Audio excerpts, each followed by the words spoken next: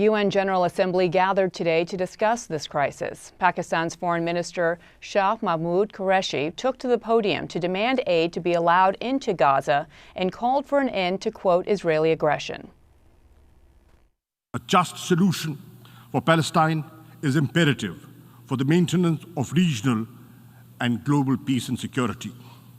Clearly, the onus for restoring peace rests on Israel.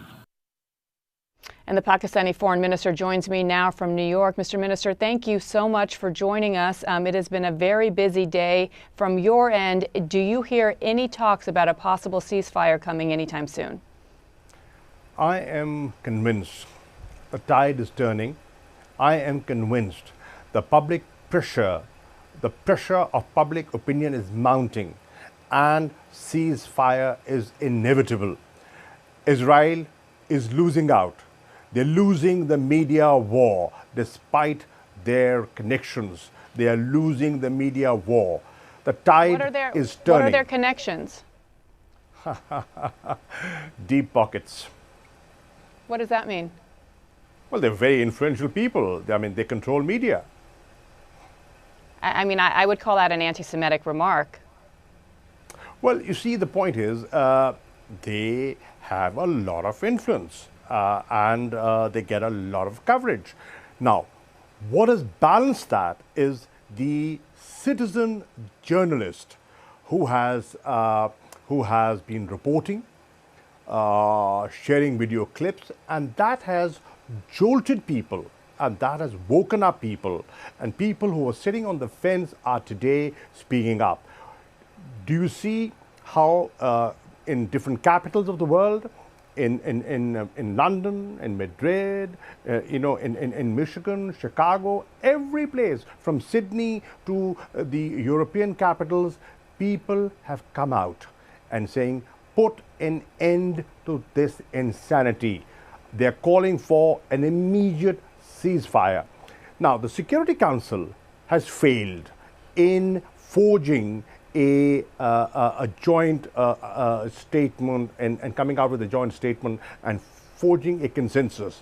The General Assembly today is giving a clear message to the Security Council. It is your prime responsibility to ensure peace and security. Please live up to the UN Charter.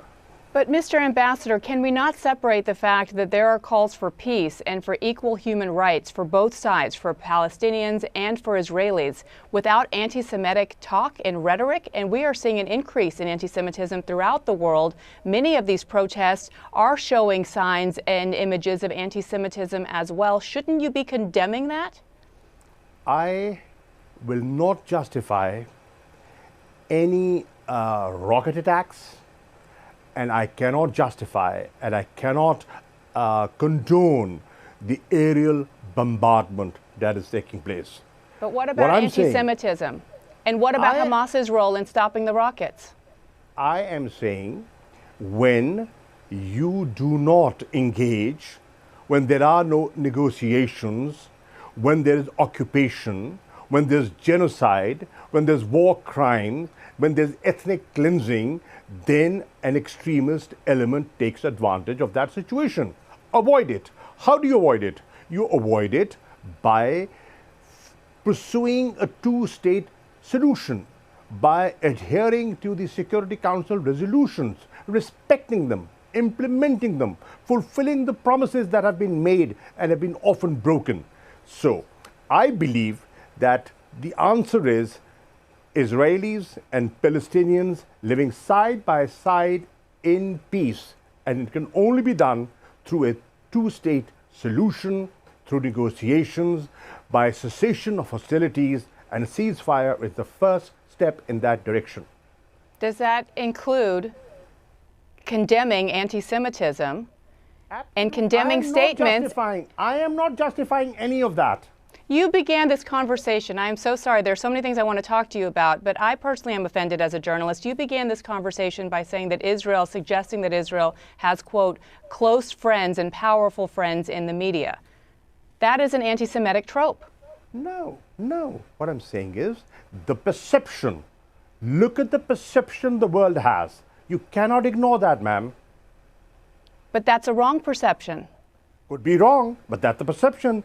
Negate it. Well, negate it. By giving a balanced coverage, negate it. The onus is not on those who are being accused of things that aren't true. It's on people like you in powerful positions to say that that's wrong. Well, what we are saying, what is wrong, and I'm not shying away from that. What I'm saying is, this insanity must come to an end. We must promote dialogue. We must sit and talk, and we must promote peace. Israelis and Palestinians, everybody has a right to live. They have a right to protect their children. Look at what's happening. 230 innocent people have been killed. More than 50,000 people have been displaced. 50 schools have been bombed. Hospitals have been targeted. Red Cross has been targeted. The AP office, media outlets have been targeted. And what they're saying is, okay, if you think there was Hamas presence there, why don't you have an independent investigation?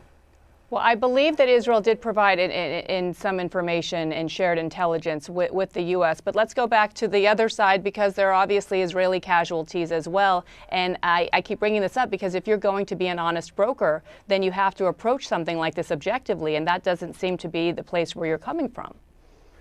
Well, I am objective, and I would want to be objective. Loss of life, I will not condone.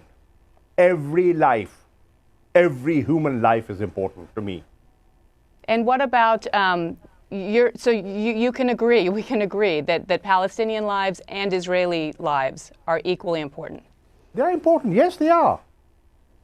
So let me move on to another area, and that is the Uyghurs and the Muslim community there, and some 2 million Uyghurs. Many in the U.S. and many other countries around the world are calling their treatment genocide. And I'm wondering why we're not hearing the same from your government. Well, my government has always spoken with frankness. China is a very good friend of Pakistan. They've stood by us through thick and thin, and we have means of communication, and we use our diplomatic channels. We do not discuss everything in public. But China being your friend aside, and I know China provides a lot of aid, you can't just turn a blind eye to human rights abuses in one country. Nobody when we've is. spent. Nobody So is something being? Are there discussions behind the scenes? Is your Prime Minister, Prime Minister Khan? Ma'am, there's always a way of doing things, and we are not oblivious of our responsibilities. So what needs to be done then? To the Uyghur community around the world that is listening to you spend a lot of time talk about human rights in Gaza, question about their same legitimacy to human rights as well. Well, we have been advocating for human rights, whether they are in Gaza or in Indian-occupied Kashmir. Look at the atrocities that have been committed in Kashmir. Does the world talk about it? How many people have talked about it? Let's be fair. Let's have a fair assessment of how much coverage has that got. Mr. Ambassador, I do want to turn to the pandemic, and we'll end. I'm not ambassador. I'm sorry, Mr. Foreign Minister. Let me turn to the pandemic and ask about the latest wave that we've seen in your country, in Pakistan. We've seen an increased number of cases there and deaths. What is being done? How alarming is that? And what does your country need to help in this fight? Biana, to begin with, Pakistan has managed, under the leadership of Prime Minister Imran Khan, the first wave and the second wave reasonably well. We're in the midst of our third wave. Now, if we draw a comparison of the situation in Pakistan and next door, look at the situation on the, what our eastern neighbors facing, there's a huge difference. There are over 4,000 casualties on a daily basis. There's no winner. I'm not pitting you against India. I'm saying that every loss of life is a tragedy. Absolutely, it's a tragedy, and we are sympathetic, and we offered help. You know, I offered help. We said, listen, these are human lives. We're in the same region. We are willing to help. They did not respond, but our offer still stands. What we are doing is we are doing our best to bring the positivity down, and what we need right now is vaccine. We've been gifted vaccine by China. We have bought vaccine, but the vaccine that was promised to us through COVAX did not come in time. And what we need is inoculations to protect our people, the marginalized people, you know, the paramedics, the doctors, you know, the people who are on the front line. So that process is going on. The numbers are increasing, but we need help. Mr. Foreign Minister, thank you so much for your time. I would just ask you personally to please avoid using anti-Semitic tropes that you used at the beginning of our conversation. I think they are very... I have never been anti-Semitic, and I never will be. Okay. We'll leave it there. Thank you so much.